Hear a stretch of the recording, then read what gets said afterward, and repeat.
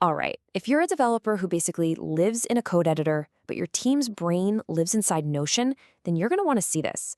We're going to show you how to build a direct bridge between your AI assistant, Claude, and your team's entire knowledge base. And in the process, we'll get rid of one of the biggest productivity killers out there. You know the feeling, right? You're deep in your terminal, totally in the zone, and you need one little piece of information from a project spec. So, you switch windows, you open Notion, you search for the page, you scroll to find the right section, you highlight it, copy it, switch back, and paste it. And by the time you're done, your focus is just gone. We're going to fix that today. So here's our game plan. We'll kick things off with what I'm calling the copy-paste problem. Then we'll introduce the solution, this direct line to Notion. I'll walk you through how to get connected, we'll see it in action, but we also got to cover the annoying limitations. And finally, we'll help you decide if this is actually the right tool for you. Okay, first up, the copy-paste problem. And look, this is so much more than just a minor inconvenience. It is a genuine workflow killer. It's designed to pull you right out of that deep state of work we're all trying to achieve. Think about it. Every single one of those context switches, it's like a little tax on your attention. You're not just wasting a few seconds, you're actively breaking your concentration. And what's worse, you risk giving your AI incomplete context. Maybe you miss a crucial paragraph or you copy from an outdated version of the doc. That leads to weaker, less accurate answers from Claude, which just forces you to do that whole dance all over again. So what's the solution here? Well, what if you had a direct line from your terminal straight into your Notion workspace? What if Claude could just read your documentation like it was a local file? That is exactly what the Notion MCP provides. So what's this MCP thing?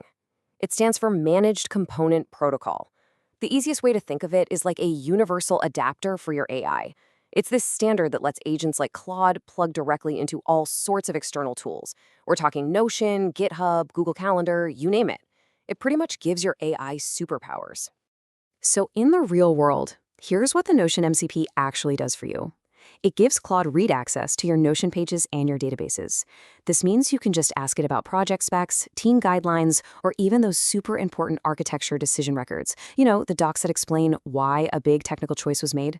You can do all of that without ever leaving your command line. The copy-paste dance is finally over. All right, so how do you get hooked up? You'd think something this powerful would be a huge pain to set up, but it's actually shockingly simple. We are basically talking 1 or 2 commands, and you're good to go. Okay, method number 1 uses the official Notion server. You just run this one command in your terminal. The very first time you do it, Claude will pop open a browser window for you to authorize access. And here's a great security feature. You don't have to give it access to your entire workspace. You can pick and choose, sharing only specific pages or databases, like just your project's main documentation folder. There is also a fantastic alternative from a company called Composio. Running this command does pretty much the same thing, but it handles the whole authentication process for you, automatically. It is probably the fastest way to get up and running. All right, we are all set up. So what does this actually look like when you're using it? Let's dive into the in-terminal knowledge part, because this is where the magic really happens. So imagine this. You're about to start writing a new blog post, but you can't for the life of you remember all the required metadata fields. Instead of digging through Notion, you just ask Claude, right from your terminal, with a prompt just like this. And there it is. That's the payoff. Claude reaches right into Notion, finds that content guidelines page, and boom, instantly spits the answer back into your terminal, listing out every single field you need. You never switched windows. Your flow state is completely intact. Okay, let's try an even more powerful example. Let's say you need to remember a key architectural decision, one of those ADRs we talked about that your team documented weeks ago. Instead of searching and scrolling through a database, you just ask. And just like that, Claude finds the exact document, ADR 007 in this case, and pulls out the precise piece of information you were looking for. A task that probably would have taken you a few minutes of annoying manual searching is done in about 5 seconds. That's incredible. Now, as amazing as all this is, it is not perfect. So for our next section, let's do a quick and honest reality check. Let's talk about the current limitations, or, as the source material calls them, the annoyances. Okay, so there are 4 main things to keep in mind. First, it's mostly read-only, and we'll get to that in just a sec. Second, the search isn't always perfect. Sometimes you need to be really specific with page titles for Claude to find what you're looking for.